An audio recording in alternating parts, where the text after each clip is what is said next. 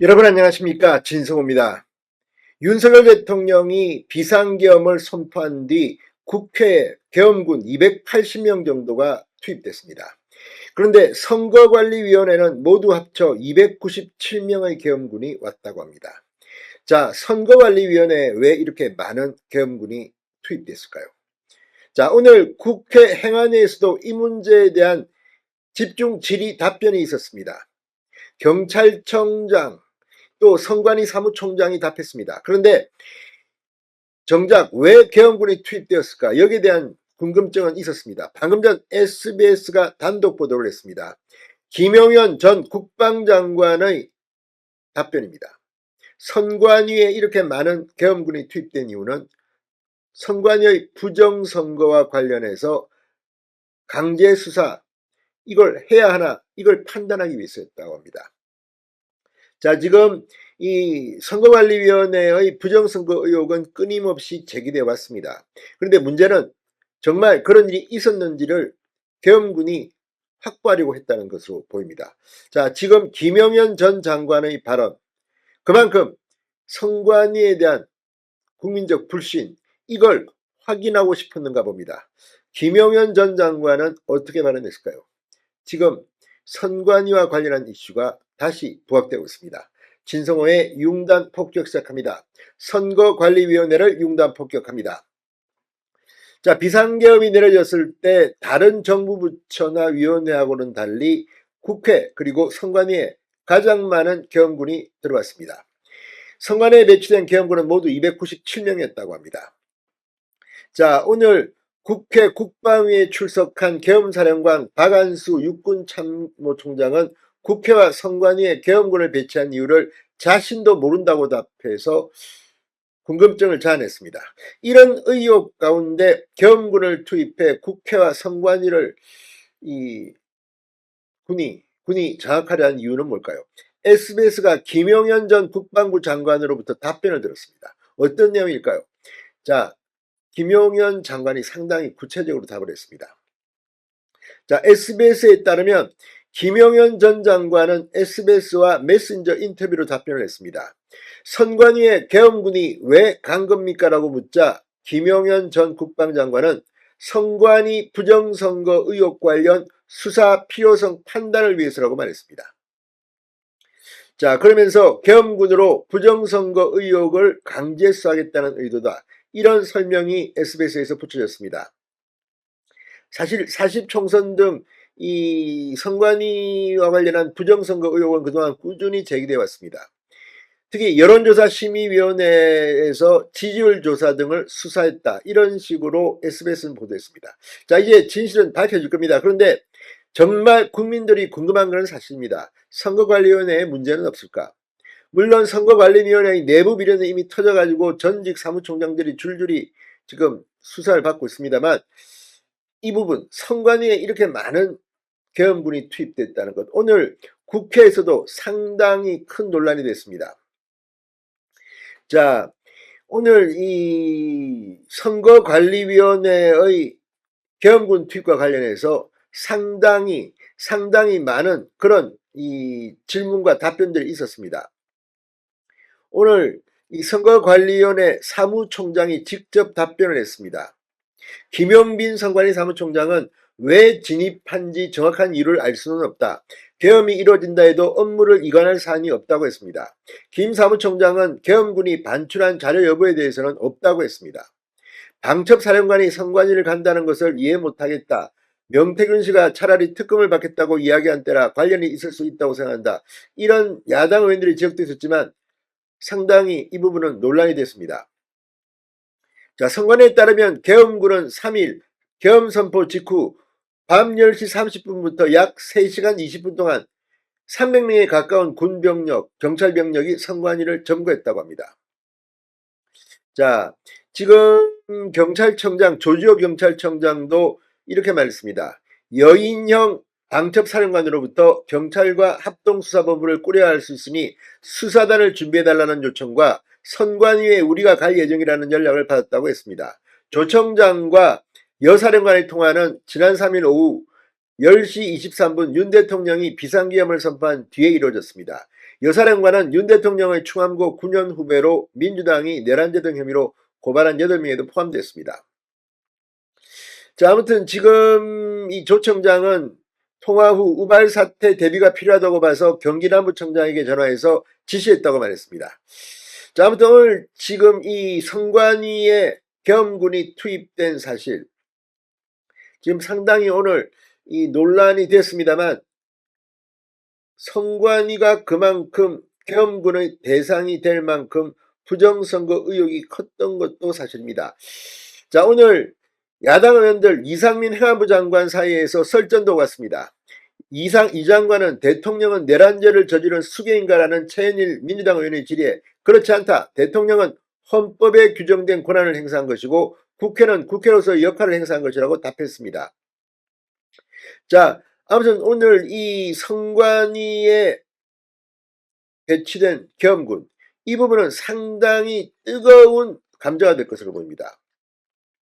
계엄사령관도 그 이유를 모르겠다고 했기 때문입니다.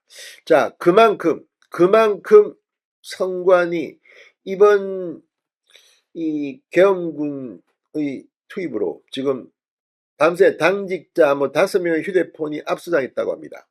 자, 어쨌든 선관위를 간 계엄군들, 부정선거 의혹 수사가 목적이라고 김영현 전 국방장관은 말합니다.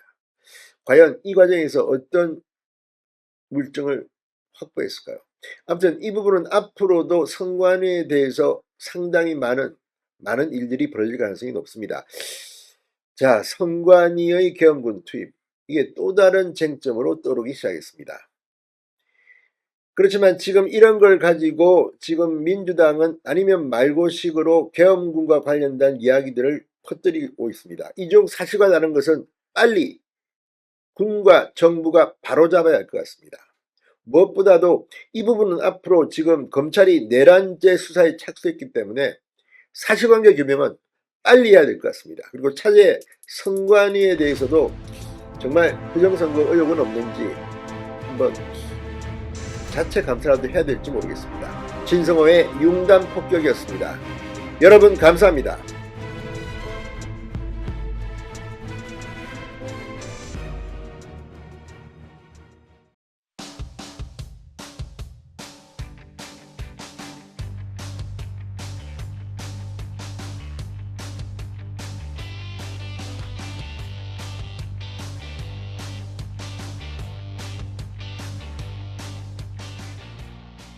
여러분 안녕하십니까, 진성호입니다.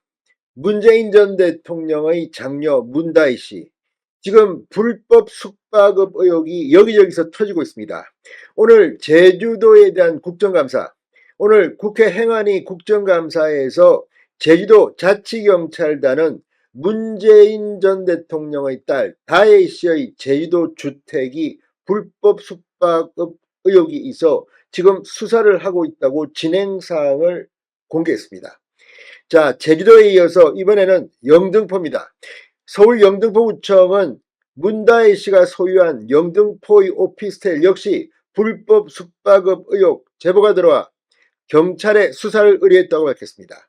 이런 가운데 시사저널은 방금 전 문다혜 씨가 제주시 그리고 서울 영등포구 오피스텔에 이어서 서울 양평동 빌라에서도 불법 숙박업 의혹이 있다고, 그래서 문다희 씨의 불법 숙박업 이 의혹이 있는 곳은 세 채로 늘어났다고 단독 보도했습니다. 점점 더 커지고 있습니다. 자, 전직 대통령의 딸입니다. 나이도 40이 넘었습니다. 그런데 왜 이렇게 불법 영업을 했다는 의혹을 받을까요? 지금까지 드러난 정황을 보면 불법임이 확실해 보입니다. 물론 예단하지는 않겠습니다. 그럼에도 불구하고 이렇게 왜 전직 대통령의 딸이 이런 식으로 불법 숙박업을 하는 것인지, 지금 영등포구청이 현장을 갔을 때 그 오피스텔은 문이 잠겨 있었다고 합니다. 그런데 영등포구청보다 한 발 앞선 곳이 있습니다. 바로 채널A입니다. 채널A 기자가 이 오피스텔 현장을 급습했습니다. 그런데 여전히 이렇게 논란이 되고 있는데도 문다희 씨의 영등포구 오피스텔은 영업을 하고 있다는 의혹입니다. 투숙객을 발견해서 물었더니 허위 사실을 말하도록 이야기했다, 이런 주장이 나왔습니다. 투숙객이 말한 내용은 뭘까요?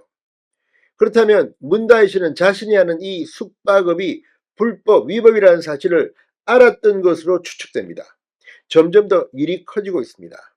지금이라도 문다희 씨 그리고 문재인 전 대통령은 진실을 말하고 국민들에게 사과를 구해야 할 것으로 보입니다. 진성호의 융단 폭격 시작합니다. 문다희 씨를 융단 폭격합니다. 방송에 앞서 아직 진성호 방송의 구독자가 아니신 분은 붉은색 구독 버튼 눌러주십시오.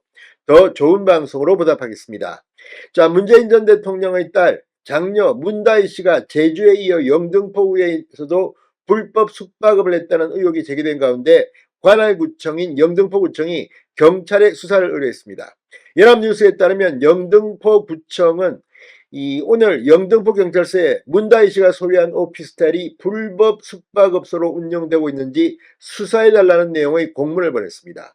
구청 측은 전날 오후 4시쯤 서울 지하철 1호선 영등포역 인근 문다의 소유 오피스텔을 찾아 실사에 나섰습니다. 문이 굳게 닫혀져 있고 실제 이 오피스텔에서 숙박업이 이루어지고 있는지는 확인할 수 없었다고 합니다. 영등포구청 관계자는 추가로 현장에 나가 증거를 확보한 것은 아니나 사안이 시급해 우선적으로 경찰에 수사를 의뢰했다고 밝혔습니다. 문다희 씨는 이 오피스텔을 2021년 6월 23일 매입한 것으로 확인됐습니다. 등기부등본상 문다희 씨 홀로 소유주로 이름이 올라져 있습니다. 자, 그런데 이 영등포구의 오피스텔 여기에 대해서 채널A가 실제 갔더니 불법 숙박업을 하고 있는 것이 확인됐다고 보도했습니다. 채널A에 따르면 이 문다희 씨는 불법 숙박업 의혹이 제기된 이후에도 영업을 지속해온 것으로 드러났습니다. 22일 문다희 씨 오피스텔을 사용하고 나온 투숙객들은 취재진에게 이 사촌동생 집에 왔다고 말했다고 합니다. 사촌동생 집에. 하지만 기자가 다시 한번 묻자 2주 전 공유 숙박 애플리케이션으로 오피스텔을 빌렸다고 했습니다. 가격은 1박에 10만원 되었다고 합니다. 투숙객들은 오피스텔 주인이 누가 혹시 물어보면 사촌동생 집에 왔다고 말하라고 했다고 전했습니다. 이들은 예약 안내문에도 같은 당부가 있었다고 전했습니다. 상당히 충격적입니다. 이게 위법이라는 사실을 문다희 씨가 알고 불법 숙박업을 한 게 아니냐 의심이 되는 대목입니다. 수수객들은 문다희 씨 명의의 오피스텔인 줄은 몰랐다고 했습니다. 지난해 말 이 건물에서 문 씨를 몇 차례 봤다는 입주민도 있었다고 합니다. 자, 일이 점점 더 커지고 있습니다. 이런 가운데 시사저널은 불법 숙박업 의혹을 받고 있는 문다희 씨가 2019년 공유 숙소로 썼다고 알려진 서울 양평동 빌라에 대해서도 영업 신고를 하지 않았던 것으로 밝혔다고 단독 보도했습니다. 이로써 문다희 씨의 미신고 공유 숙소는 서울 영등포구 오피스텔과 제주 주택에 이어서 세 채로 확인됐습니다. 자, 오늘 이 국정감사장에서도 문다희 씨의 불법 숙박업 의혹이 제기됐습니다. 자, 오늘 이 국회 이 행안위 제주도에 대한 국감입니다. 이 자리에서 이런 이야기들이 나왔습니다. 오늘 이 증인으로 나온 박기남 제주도 자치경찰단장은 이 제주도청에서 열린 행안위 제주도 국정감사장에서 9월 13일 수사 의뢰를 받고 이후 현장 확인을 했다. 그분 문다희 씨와 최근 연락이 됐다. 직접 통화는 2차례 수사관이 했다고 수사 진행 상황을 설명했습니다. 오피스텔을 공유 숙박업소로 운영하려면 공중위생법에 따라 시설과 설비를 관할구청에 공중위생영업 신고를 해야 합니다. 그런데 지금 뭐 여러 개가 나오지만 신고 여러 가지 관련법에 전혀 관계가 없이 그냥 한 것으로 봅니다. 그리고 채널의 기자들이 확인한 바에 따르면 사촌이라고 해라. 이 불법인 줄 알았다는 그런 의혹입니다. 자, 어디까지 갈 건지 지금이라도 문다희 씨는 진실을 사과해야 합니다. 음주운전 때 사과 한번 한 적이 있습니다만 이런 일이 반복되고 있습니다. 이건 그러나 어디까지나 곁다리일 뿐입니다. 지금 본질은 남편 서모 씨의 타이 이스타젯 불법 채용 의혹입니다. 이것 때문에 지금 문재인 전 대통령은 뇌물수수 피의자로 수사를 받고 있습니다. 진성호의 융단 폭격이었습니다. 여러분 감사합니다.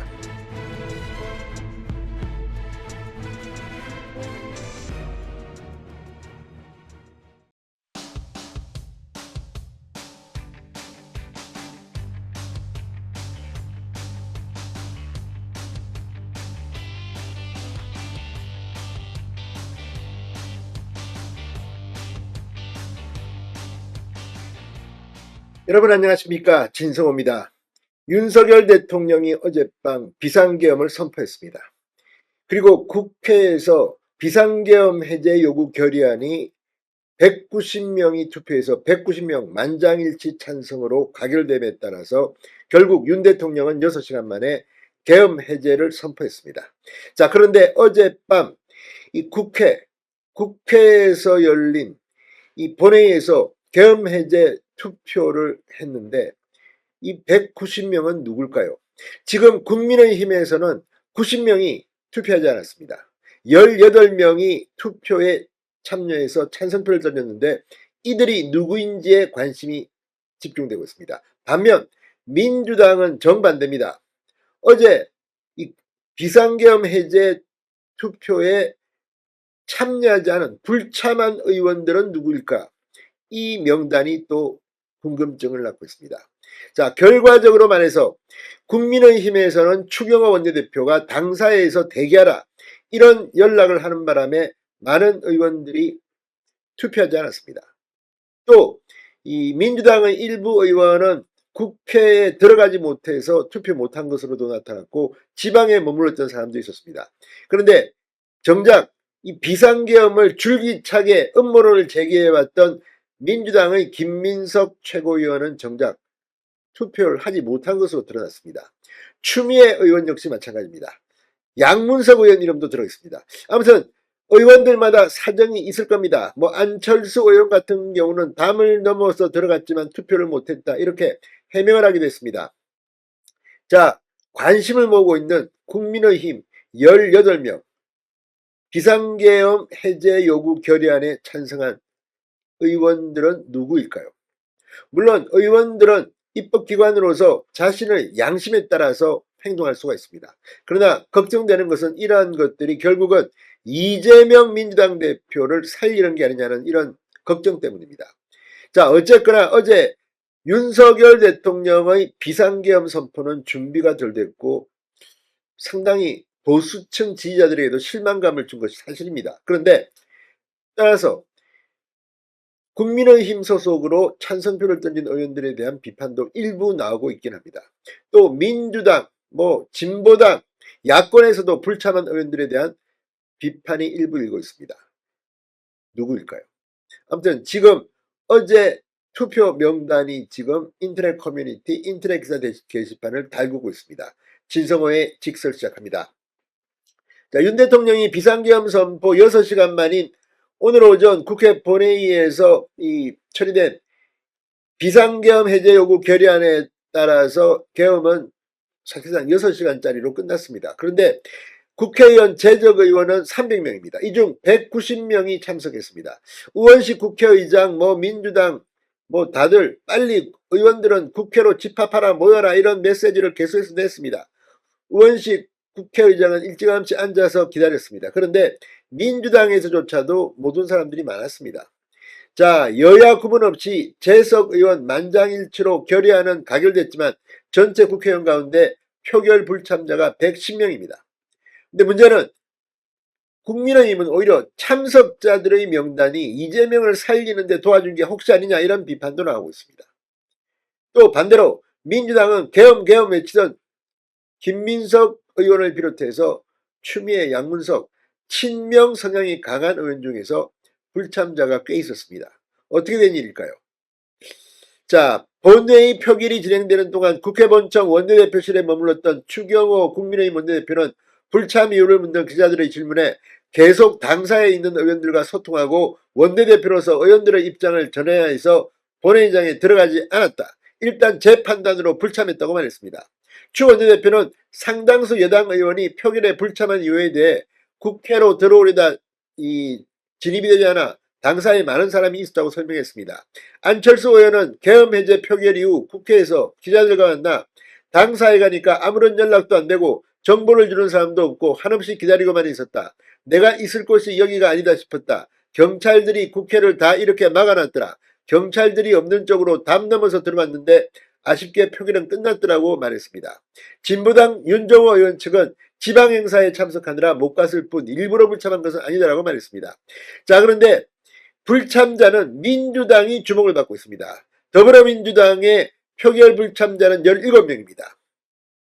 김민석, 줄기차게 계엄 음모론을 제기했던 장본인인데 김민석 의원이 불참했습니다.